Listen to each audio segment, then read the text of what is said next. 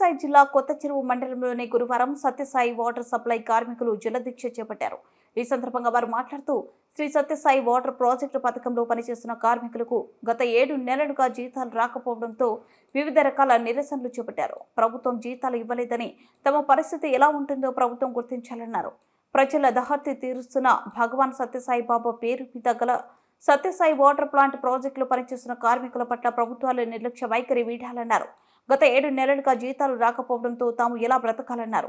కుటుంబాలను పోషించలేక బతుకుపోతున్నామని, తమ బాధలను ప్రభుత్వం గుర్తించి తమ జీతాలను విడుదల చేయాలని కోరారు.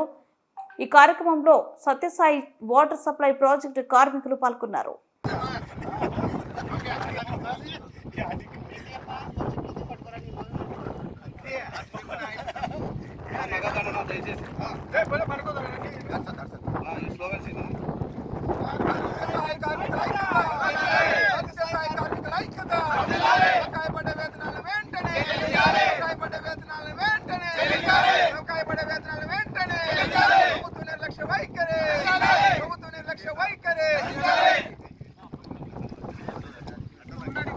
ఇన్నేమన్నా స్లోగన్స్ పెట్టుకోవచ్చు కదా.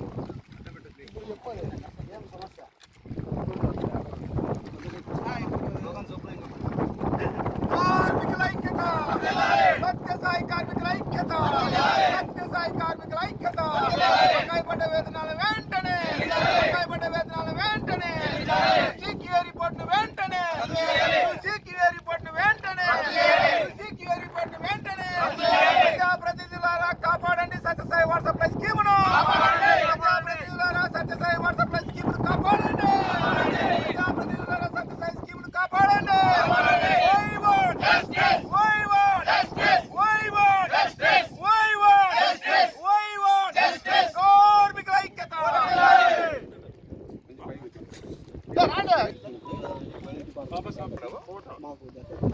వీడియోలోనే ఉంది లేదు. సమ్మె నిర్వహిస్తున్నాము. గత 5 నెలలుగా మాకు జీతాలు రాలేదు, మా ఇంటి పరిస్థితి క్లియర్ రాలేదు, ఇంట్లో పరిస్థితి బాగలేదు. అందరికీ చేసేటప్పుడు మాకు కూడా చేయండి అనేసి మాట. ప్రజాప్రతినిధులకి నారా లోకేష్ గారికి ముఖ్యంగా విన్నవించుకోవడం ఏమనగా, అయ్యా సార్, మీరు పాదయాత్రలో భాగంగా మీరు సత్యసాయి స్కీమ్ ప్రభుత్వం వచ్చిన వెంటనే సత్యసాయి స్కీమ్ను దత్తత తీసుకుంటామని చెప్పేసి మీరు హామీ కూడా ఇచ్చినారు.